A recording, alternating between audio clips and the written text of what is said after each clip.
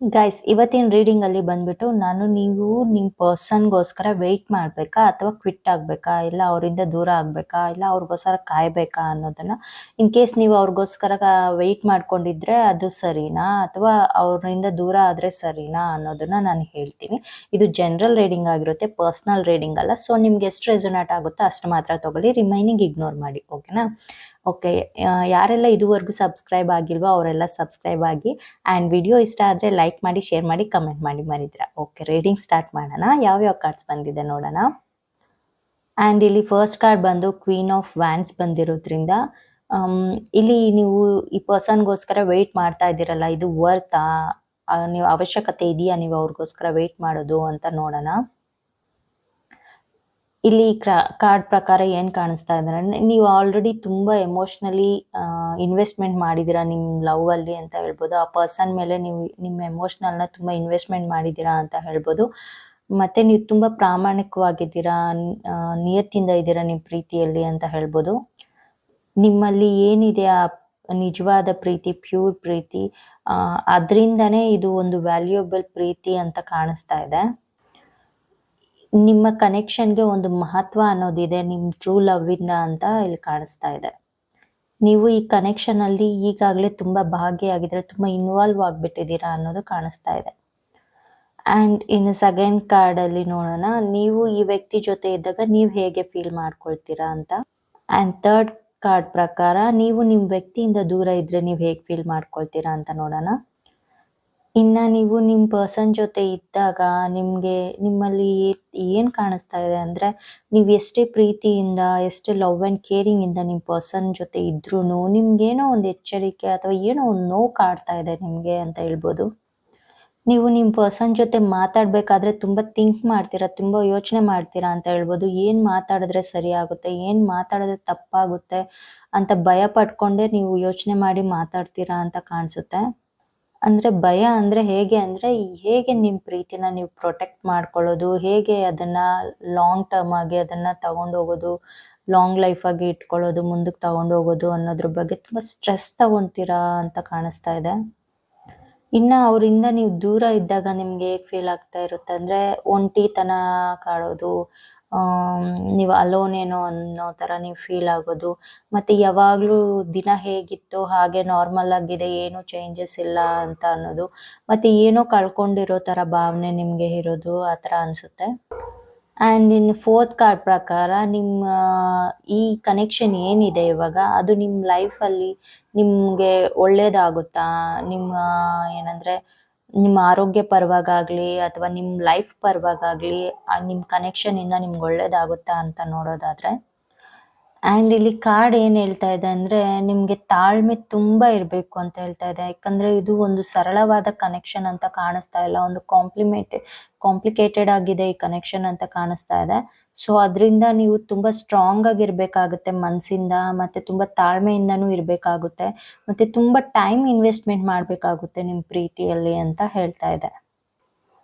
ಇನ್ನು sixth card ಪ್ರಕಾರ ನಿಮ್ಗೆ ಇದಕ್ಕಿಂತ ಒಳ್ಳೆ ಕನೆಕ್ಷನ್ ಸಿಗುತ್ತಾ ಲೈಫಲ್ಲಿ, ಅಥವಾ ನಿಮ್ಗೆ ಅಗತ್ಯ ಇದೆಯಾ ಬೇರೆದು ಅಂತ ನೋಡೋದಾದ್ರೆ, ಇಲ್ಲೇನಾಗಿದೆ ಅಂದ್ರೆ, ಈ ಕಾರ್ಡ್ ಪ್ರಕಾರ ನಿಮ್ ಗಮನ ಎಲ್ಲ ಇವಾಗ ಪ್ರೆಸೆಂಟ್ ಏನ್ ಕನೆಕ್ಷನ್ ಇದೆಯೋ ಅದ್ರ ಮೇಲೇನೆ ಇದೆ ಅಂತ ಹೇಳ್ಬೋದು.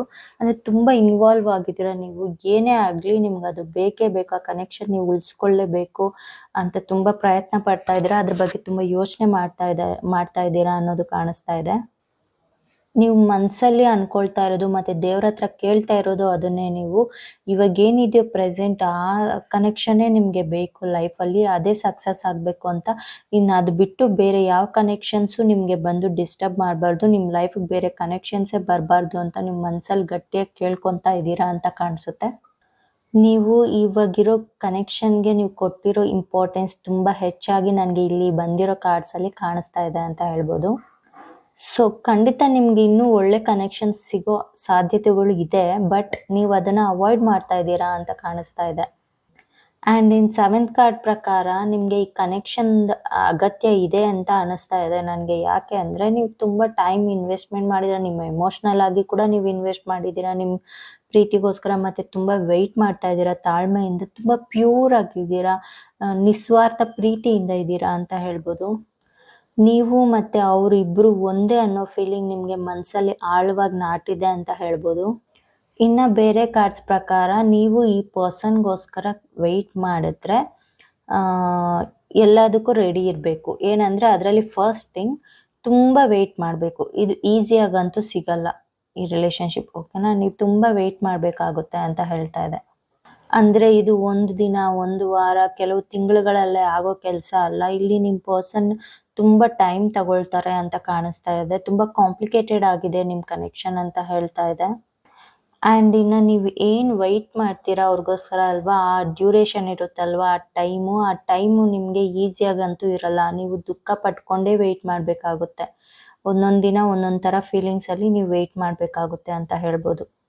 ಅಂದರೆ ಇಲ್ಲಿ ಕಾರ್ಡ್ಸ್ ನಿಮ್ಮನ್ನು ವೆಯ್ಟ್ ಮಾಡಬೇಡಿ ಅಂತ ಹೇಳ್ತಾ ಇಲ್ಲ. ವೆಯ್ಟ್ ಮಾಡಿದ್ರೆ ನಿಮ್ಗೆ ಖಂಡಿತ ನೀವು ನೀವು ನಿಮಗೆ ಬೇಕಾಗಿರೋ ಕನೆಕ್ಷನ್ ನಿಮಗೆ ಸಿಕ್ಕೇ ಸಿಗುತ್ತೆ. ನಿಮ್ಮ ಪರ್ಸನ್ ನಿಮಗೆ ಸಿಗ್ತಾರೆ ಅಂತ ಹೇಳ್ತಾ ಇದ್ದಾರೆ.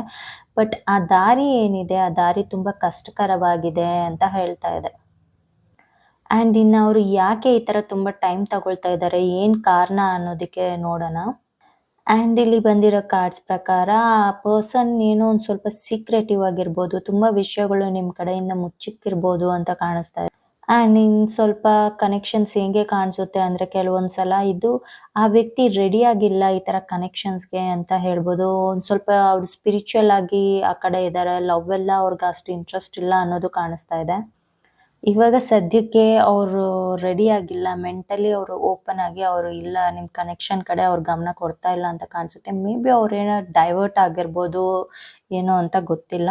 ಬಟ್ ಅದು ಏನೇ ಆಗಿರಲಿ, ಅದು ಟೈಮ್ ಅನ್ನೋದು ನೀವು ತಾಳ್ಮೆಯಿಂದ ವೆಯ್ಟ್ ಮಾಡಿದ್ರೆ ಅದು ಖಂಡಿತ ಆ ಪರ್ಸನ್ ಬರ್ತಾರೆ. ಬಟ್ ಅದಕ್ಕೂ ಮುಂಚೆ ನೀವು ತುಂಬ ಟ್ರಬಲ್ಸ್ ಫೇಸ್ ಮಾಡಬೇಕಾಗುತ್ತೆ. ನಿಮ್ಮ ಪರ್ಸನ್ದು ತುಂಬ ಡಿಫ್ರೆಂಟ್ ಫೇಸಸ್ ನೀವು ನೋಡಬೇಕಾಗುತ್ತೆ. ಅದನ್ನೆಲ್ಲ ಜೀರ್ಣ ಮಾಡ್ಕೊಳ್ಬೇಕಾಗುತ್ತೆ. ನೀವೇ ಶಾಕ್ ಆಗ್ತಾ ಇರ್ತೀರಾ, ಈ ಥರ ಅಂತ ನಾನು ಅನ್ಕೊಂಡಿರ್ಲಿಲ್ಲ, ಈ ಥರ ಇರ್ತಾರೆ ಅಂತ ಅನ್ಕೊಂಡಿರ್ಲಿಲ್ಲ ಅಂತ ನೀವು ಅನ್ಕೊಳ್ತೀರಾ. ಬಟ್ ನೀವು ಅವ್ರನ್ನ ಬಿಡೋಕ್ಕೂ ರೆಡಿ ಇರೋದಿಲ್ಲ.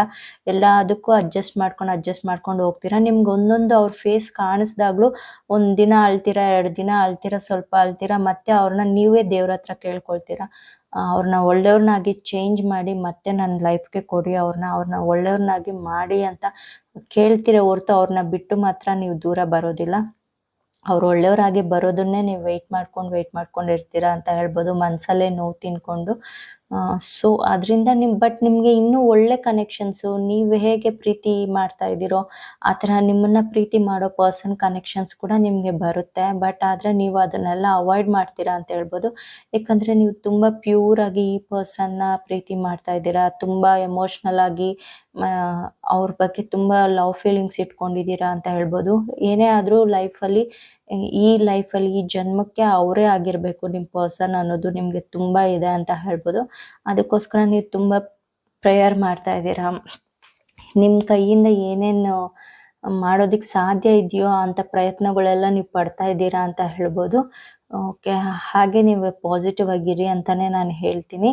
ನಿಮಗೆ ವೆಯ್ಟ್ ಮಾಡಿ ಅಂತ ಹೇಳ್ತೀನಿ. ಇನ್ ಕೇಸ್ ನಿಮಗೆ ತುಂಬ ವೆಯ್ಟ್ ಮಾಡಿ ಸಾಕಾಗಿದೆ, ಮತ್ತು ಅವ್ರ ಟ್ರೂ ಫೇಸಸ್ ನೋಡಿ ನಿಮಗೆ ಸಾಕಾಗಿದೆ, ಇನ್ನು ಕ್ವಿಟ್ ಆಗೋಣ ಅಂತ ಅನಿಸಿದ್ರೆ ಖಂಡಿತ ನೀವು ಕ್ವಿಟ್ ಆಗ್ಬೋದು. ನಿಮ್ಗೆ ಇನ್ನೂ ಚೆನ್ನಾಗಿರೋ ಕನೆಕ್ಷನ್ಸ್ ಬರುತ್ತೆ ಅಂತ ಹೇಳ್ತೀನಿ.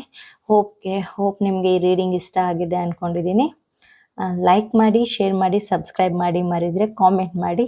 ಆ್ಯಂಡ್ ನಿಮ್ಮ ವ್ಯಾಲ್ಯೂಬಲ್ ಟೈಮ್ ಕೊಟ್ಟಿದ್ದಕ್ಕೆ ತುಂಬ ಥ್ಯಾಂಕ್ಸ್. ಬಾಯ್.